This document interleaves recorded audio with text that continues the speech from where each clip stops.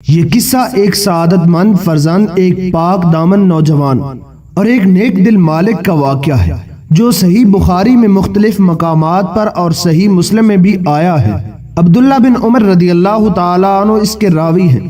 واقعہ کچھ اس طرح ہے کہ رسول اللہ صلی اللہ علیہ وآلہ وسلم نے بیان فرمایا، گزشتہ زمانے میں 3 آدمی ایک ساتھ کسی کام کے لیے چلے، یہاں تک کہ وہ شب کے وقت ایک غار کے پاس پہنچے اور وہ تینوں غار میں داخل ہو گئے۔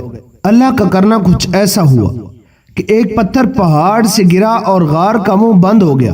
تینوں نے کہا، اس پتھر سے کوئی چیز رہائی نہیں دے سکتی مگر یہ کہ ہم اپنے نیک اعمال کے وسیلے سے اللہ تعالیٰ کی بارگاہ میں دعا کریں۔ ان میں سے ایک شخص کہنے لگا، اے اللہ، میرے ماں باپ بوڑھے تھے اور میں ان سے پہلے نہ تو اپنے بچوں کو اور نہ اپنی بیوی کو دودھ پلاتا تھا اور نہ ہی اپنی لونڈیوں اور غلاموں کو دودھ دیا کرتا تھا۔ ایک دن اتفاق سے کسی چیز کی تلاش میں گھر پہنچنے میں مجھے دیر ہو گئی، یہاں تک کہ جب میں ان کے پاس آیا تو وہ سو گئے تھے، لہٰذا میں نے ان کا دودھ ہاتھ میں اٹھا لیا اور ان کے سرہانے کھڑا ہو گیا۔ مجھے یہ بات گوارا نہ ہوئی کہ میں انہیں نیند سے بیدار کروں، اور نہ ہی یہ بات مجھے گوارا لگی کہ میں ان سے پہلے اپنے گھر والوں، اپنے بچوں اور غلاموں کو دودھ پلاؤں۔ پس میں ٹھہر گیا اور دودھ کا بھرا ہوا پیالہ میرے ہاتھ میں تھا اور میں ان کے بیدار ہونے کا انتظار کرتا رہا یہاں تک کہ صبح ہو گئی۔ میرے بچے میرے پاؤں کے پاس بلکتے رہے، لیکن والدین سے پہلے میں نے انہیں کوئی چیز نہیں دی۔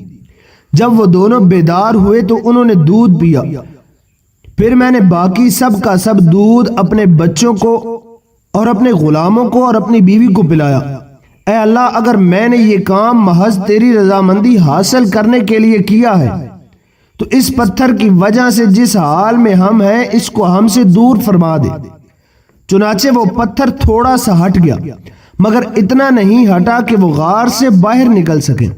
دوسرے نے کہا، میری ایک چچیری بہن تھی جو تمام لوگوں سے زیادہ مجھے محبوب تھی۔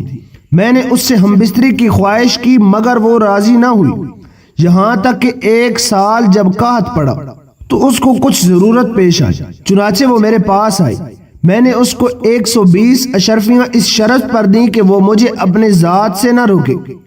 اس نے اس شرط کو منظور کر لیا، یہاں تک کہ جب مجھے اس پر قابو ملا تو وہ کہنے لگی، میں تجھے اس بات کی اجازت نہیں دیتی کہ تم مہر کو نہ حق توڑے۔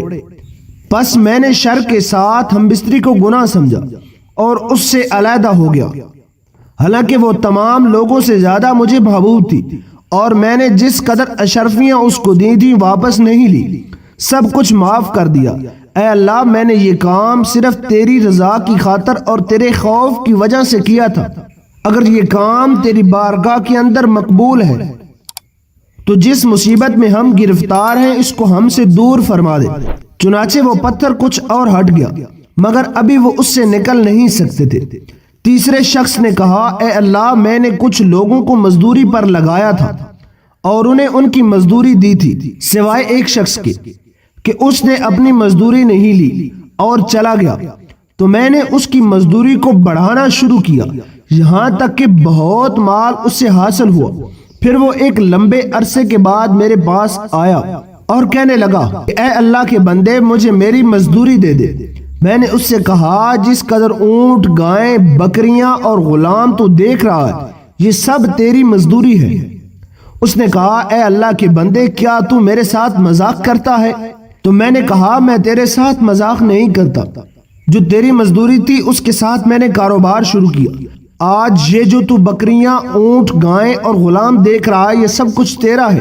اور اس نے وہ تمام چیزیں لی اور ان کو ہانک کر لے گیا، ایک چیز بھی اس میں سے نہیں چھوڑی۔ اے اللہ، اگر میں نے یہ کام محض تیری رضا حاصل کرنے کے لیے کیا ہے تو جس مصیبت میں ہم گرفتار ہیں اس سے ہمیں نجات دے دے۔